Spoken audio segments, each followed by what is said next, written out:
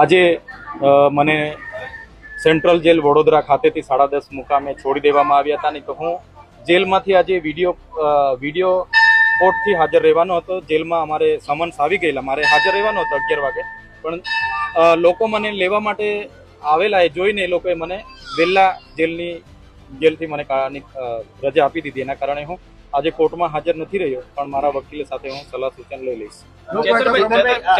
ખાસ કરીને આજે સમગ્ર જે કેસ છે એ બાબતે તમને કોનું ષડયંત્ર લાગે છે?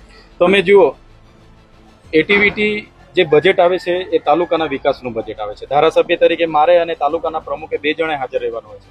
તો ત્યાં જેને લાગે વળગે ને એવા કોન્ટ્રાક્ટરોને સભ્ય તરીકે આ લોકો મિટિંગમાં બેસાડે તે તો હું ના ચલાવું. ગુજરાત પેટર્નનું જે બજેટ 60 કરોડ રૂપિયા આવે છે, એમાં એ બજેટની જોગવાઈ એવી છે કે એ માત્ર આદિવાસીઓ માટે જ વાપરવાનું હોય, અને બિન આદિવાસીઓ કોન્ટ્રાક્ટરો એમાં સભ્ય બને તો હું કઈ રીતના ચલાવું?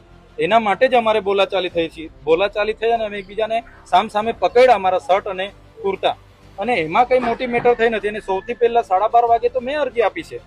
12 વાગ્યાનો બનાવ, 12:30 વાગે મેં અરજી, છતાં એક ધારાસભ્ય તરીકે મારી અરજીને ગ્રાહ્ય રાખ્યા વગર 2 વાગ્યાના મને એરેસ્ટ કરી લીધા. મારા પર સાંજે 7 વાગે FIR થઈ, અને એ પણ 307 જેવી હાફ મર્ડરની ગંભીર કલમ લગાડવામાં આવી. એટલે આની પાછળ અહીંના જે તે સમયના IPS અધિકારી અને અહીંના જે નેતાઓ છે, 3-4 નેતાઓ, એમનું 2 નંબરના ધંધાઓ સામે હું અવાજ ઉઠાવું, ભ્રષ્ટાચાર સામે, એટલે એમને દબાવી દો, એમનો અવાજ દબાવી દો. પણ આ તો મને અમારા લોકોએ આપેલો અવાજ છે, અમને સંવિધાને આપેલો અવાજ છે. આ અવાજ ક્યારે દબાશે નહીં. જ્યાં પણ અમારા લોકો સાથે અન્યાય થશે, એનાથી પણ વધારે તાકાતથી અમે લડીશું.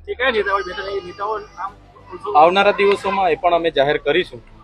પણ તમે જોઈ લો, એક CCTV ફૂટેજ ગાયબ કરી દેવામાં આવે, મારી ધારાસભ્યની અરજીને ગ્રાહ્ય રાખવામાં ન આવે, ધારાસભ્યને FIR પહેલા 7 વાગે FIR થાય ને દિવસે 2 વાગે એરેસ્ટ કરી લેવામાં આવે. એટલે તમે વિચારી શકો છો આમાં કેટલું મોટું ષડયંત્ર હોઈ શકે છે. અને બીજું, તાલુકા પંચાયત સાગબારાના બેન, એ બેનના ઘરે હું ગયો છું.